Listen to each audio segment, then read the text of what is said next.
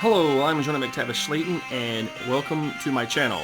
And today we're going to talk about one of my ancestors, a man by the name of Roger O'More, a 12th great-grandfather. Now we must say this might be allegedly, but I do know, though, I am a descendant of a colonial governor of Carolina in the Americas by the name of James Moore. Now during James Moore's lifetime, he makes claim that he is the son of the infamous Rory O'More, the rebellion leader of 1641 in Ireland. Now, for a man that is given great rank amongst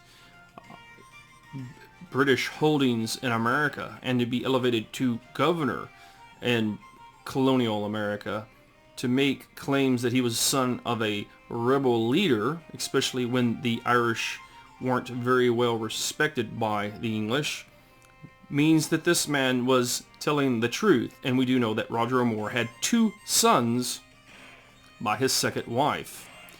And if we look at the history of James O'More and his behavior as governor, he fits the bill as a very rebellious individual. So to set the backdrop on who James Moore was born in 1650. He was an Irish colonial administrator and a military officer. So he was born in Ireland, and he became a military officer and known for a very rebellious and fighting spirit. Then he served as the governor of Carolina from 1700 to 1703. He was best known for leading several invasions into Spanish Florida during what is called Queen Anne's War.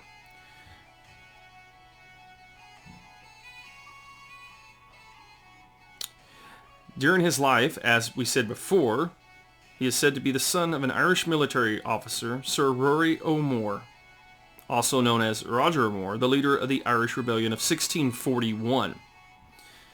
And he did, quite indeed, inherit his father's rebellious nature. This man, by the name of James O'More, the colonial governor of the Carolinas, is my 11th grandfather.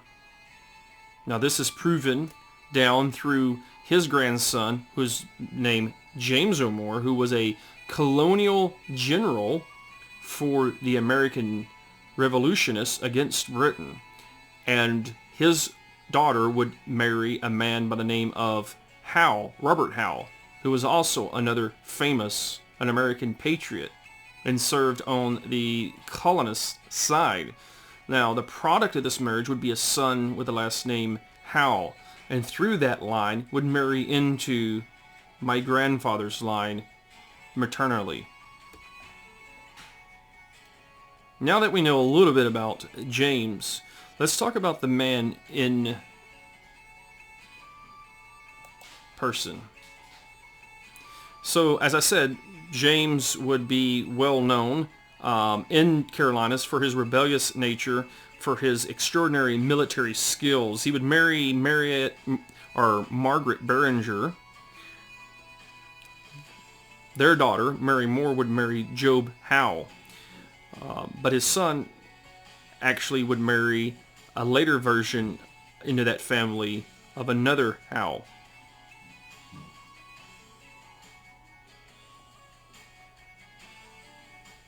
To the claimant of his father, my 12th grandfather, a man by the name of Rory O'More, who went by Roger O'More.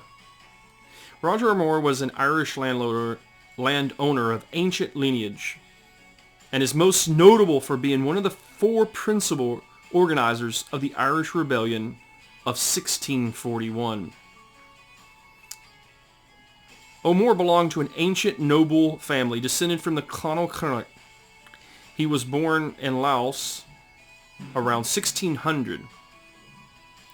Or another possibility was at his father's estate in County Kildare. Now O'More's uncle was Rory O'More, with the same name of his father, who was Lord of Laos. He fought against the English during the Tudor conquest of Ireland. In 1556, Queen Mary I confiscated O'More's lands and created Queen's County, which is modern-day County Laos. Over 180 members of the family were peacefully and had not taken any part of the rebellion.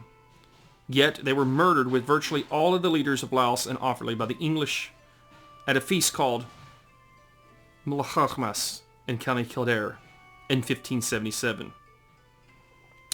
Rory Org and his wife, who was an O'Brien, sister of MacHugh O'Brien, were hunted down and killed soon afterwards.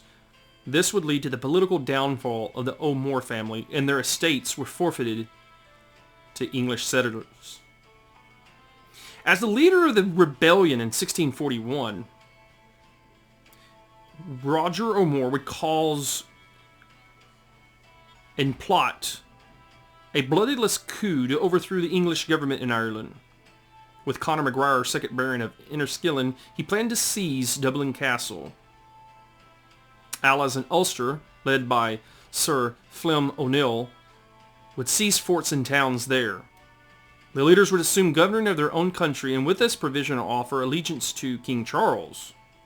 Yet, just like every single time in Irish history, they were betrayed and the plan was discovered and the rising failed in its first objective. O'More quickly succeeded in creating an alliance between Ulster Gaelic clans and the Old English gentry in Leinster. In November 1644, the Irish forces besieged a royal fortress. O'More was one of the leaders of the rebel army that intercepted and defeated the relief force at the Battle of Julianstown.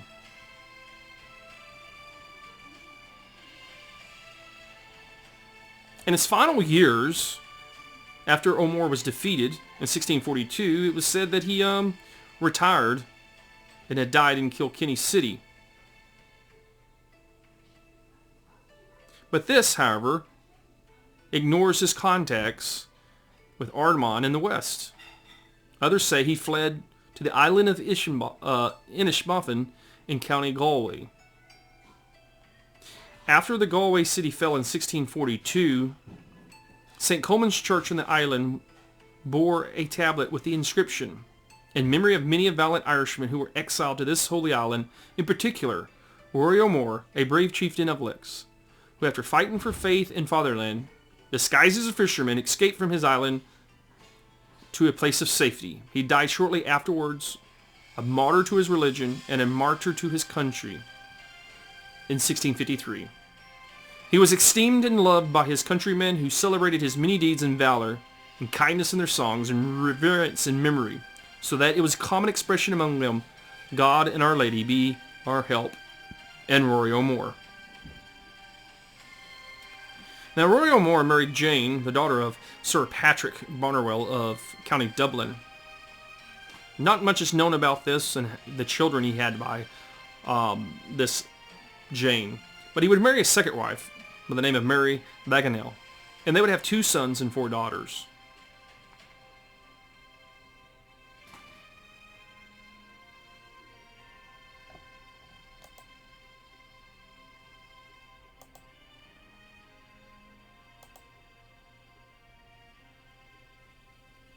So, a little background on Roger O'More's family. Let's look at the origins of the family. So the history of Clan O'Mara, or O'More, begins in ancient times. And it begins with a man and a legendary hero by the name of Conall Carnock, in which his descendants came from the time of the Milesians to the Red Branch of Ulster, all the way to modern-day Ireland. The Clan Mara fought in many of Ireland's wars, feuds, and against invaders. The bravery, courageousness, and heroism of Clan Marada, or Clan More, has played an important role in Irish history, and even more in stories of tragedy. This is their story of a bitter fighting for freedom between the native tribes, clan feuds, the English army, as well as serving in overseas fighting in Irish battalions and regiments. the blood and sacrifice that the O'Moores had shed to bring freedom and defending the clan in Ireland's turbulent history. The legendary founder. As we said, James O'More, or James Moore, governor of Carolina, had came from this family and had served in the very empire that had sought to subject his family and his father. They come from this great clan of O'Mara. The legendary founder, colonial, is a descendant from the Milesian tribes and also of the royal blood of the Galician kings and queens of Galicia, Spain. Colonial is the founder of Clan Mata, or Moore, and was part of the most elite knights of the Red Branch. His journey from Ulster, Ireland, all the way into Jerusalem. Colonel is known as Colonel the Victorious. He became a legendary figure during his services in the Red Branch of Ulster. He has served the kings of Ulster with much bravery and courage against the king's enemy. The Red Branch Knights had a passion for building great forts in Ulster and defending the country from invaders.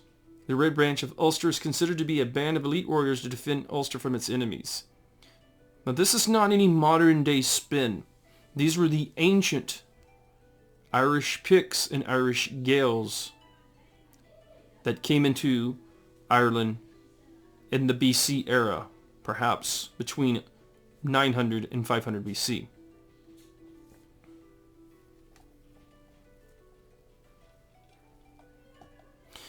This is the story of the O'More founding. Going back to Roger O'More, this is my 12th great-grandfather. His son would be my 11th great-grandfather, the colonial governor of Carolina, who had married into an Howell line that generations down had my grandfather had married his mother had part of this infamous line.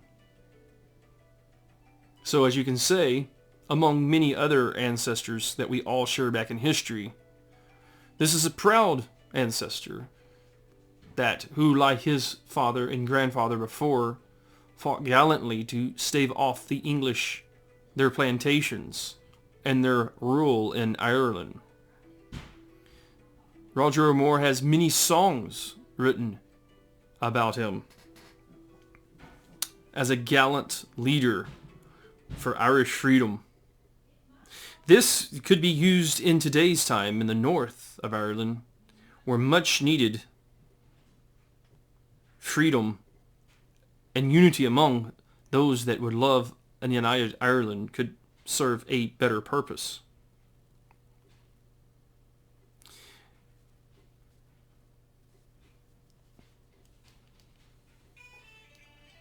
So, without shadow of cries, I'm very happy to be a descendant of Roger O'More, one of the greatest rebel leaders and heroes in the history of the Gaels. Thank you for watching my channel. I'm Jonah MacTavish-Slaton, and until next time.